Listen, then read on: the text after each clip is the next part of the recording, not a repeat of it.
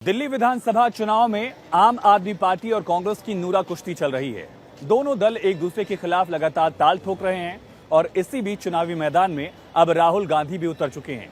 लेकिन इन तमाम आरोप प्रत्यारोप की राजनीति के तर इंडिया गठबंधन के अस्तित्व पर खुद इंडिया अलायंस के ही बड़े नेता लगातार सवाल उठाते रहे हैं। और इन सवालों के बीच शरद पवार की तरफ से कहा गया कि इंडिया अलायंस सिर्फ राष्ट्रीय चुनाव के लिए था, न कि राज्य स्तर के किसी चुनाव के लिए।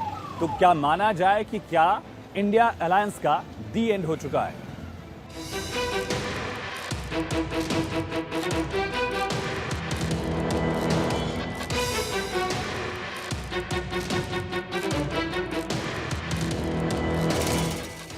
कांग्रेस का डायरेक्ट अटैक, दिल्ली में कमबैक।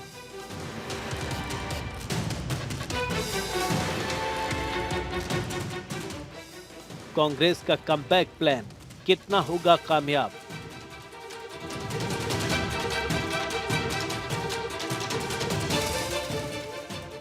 मकर संक्रांति का प्रचार, किसकी जीत का त्योहार?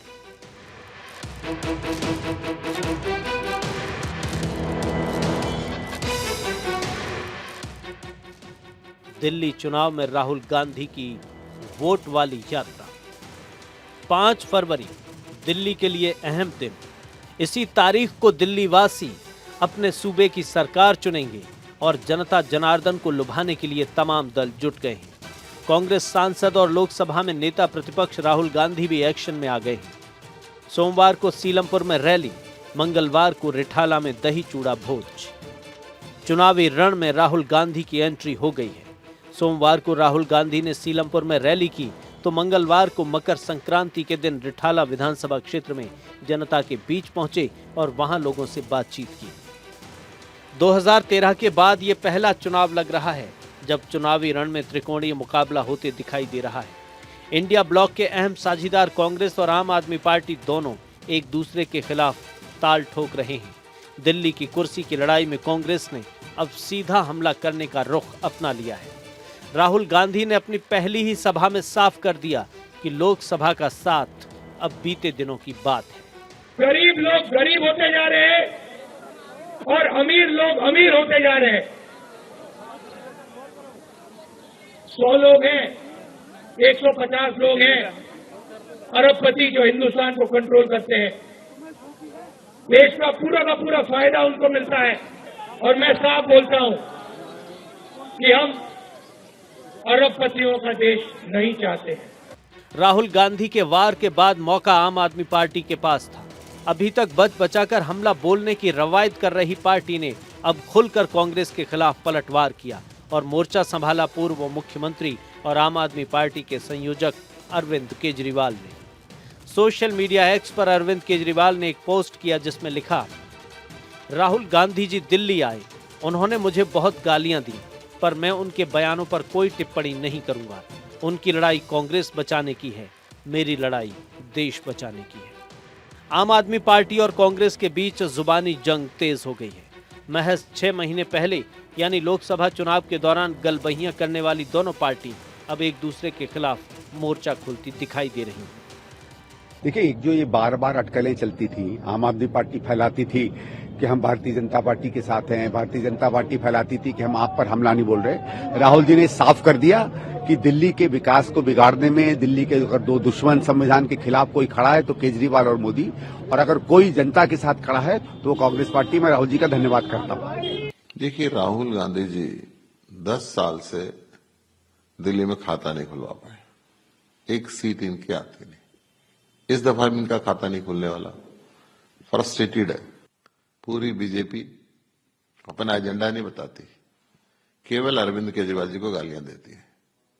और यही काम राहुल गांधी जी ने भी दिल्ली की रैली में किया। हम पहले से कहते हैं कि बीजेपी और कांग्रेस मिले हुए। बात कांग्रेस के लिए कहते हैं जवाब बीजेपी देती है। ये जितनी मर्जी ताकत लगा ले, अब पहले से ज्यादा बहुमत से दिल्ली में आम आदमी पार्टी की सरकार बन रही है। एक वक्त था जब कांग्रेस के पास 40% से ज्यादा वोट शेयर था, लेकिन आज महज 4% के पास आकर सिमट गई। पिछले 2 विधानसभा चुनाव में कांग्रेस खाता भी नहीं खोल पाई। हाशिए पर चली गई पार्टी इस बार पूरी ताकत के साथ चुनावी मैदान में ताल ठोकने में जुटी है।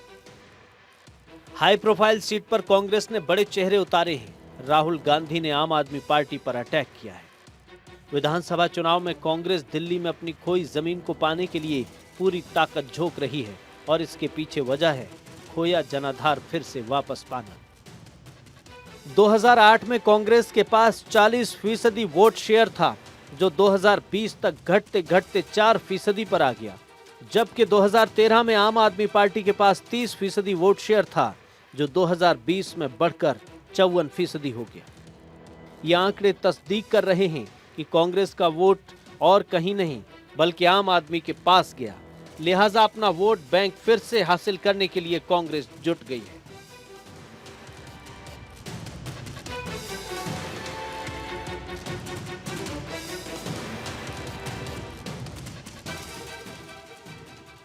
राहुल गांधी ने जिस तरह से दिल्ली चुनाव प्रचार में धार दी है, जिस तरह से अटैक किया है, जिस तरह से कांग्रेस और आम आदमी पार्टी के बीच नूरा कुश्ती चल रही है, इंडिया ब्लॉक के अस्तित्व को लेकर सवाल उठ रहे हैं कि क्या विधानसभा चुनावों में इंडिया गठबंधन खत्म हो गया है। इन सवालों का जवाब इंडिया गठबंधन के नेता दे रहे हैं। इंडिया गठबंधन का जो सबसे अफसोस था वो नेशनल लेवल के इलेक्शन के लिए था, और हमारे साथियों की ये भावना है कि एक होकर मिलकर चुनाव के लिए सामना कर सकते हैं, तो सोचना चाहिए। ये बात सही है कि इंडिया अलायंस लोकसभा चुनाव के लिए ही बना था। विधानसभा दिल्ली की है। अब वहां कांग्रेस और आम आदमी पार्टी दोनों को लगता है कि हमारी ताकत है, दोनों लोकसभा में एक साथ लड़े थे, एक भी सीट नहीं जीत पाए। अगर बैठकर उसमें कुछ सुलह हो जाता तो हम सबको आनंद हो जाता। वैसे महाराष्ट्र में भी हमने कहा है कि जो लोकल बॉडी चुनाव है वो कार्यकर्ताओं के चुनाव रहते हैं, वहां हमको अलायंस करना मुश्किल होता है, लेकिन विधानसभा और लोकसभा में जरूर हमारा अलायंस रहेगा, उसमें कोई दो राय नहीं है। कुल मिलाकर देखें तो इंडिया गठबंधन दरकता दिखाई दे रहा है, यानी जिस एकजुटता के साथ लोकसभा चुनाव में इंडिया ब्लॉक के नेता दिखाई दिए, विधानसभा चुनाव आते आते सब अपनी अपनी राह चलते दिख रहे हैं। दिल्ली में भी यही दिखाई दे रहा है। कांग्रेस और आम आदमी पार्टी एकला चलो की लाइन पर चल रहे हैं।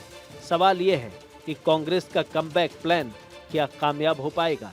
Bureau report, Bharat 24।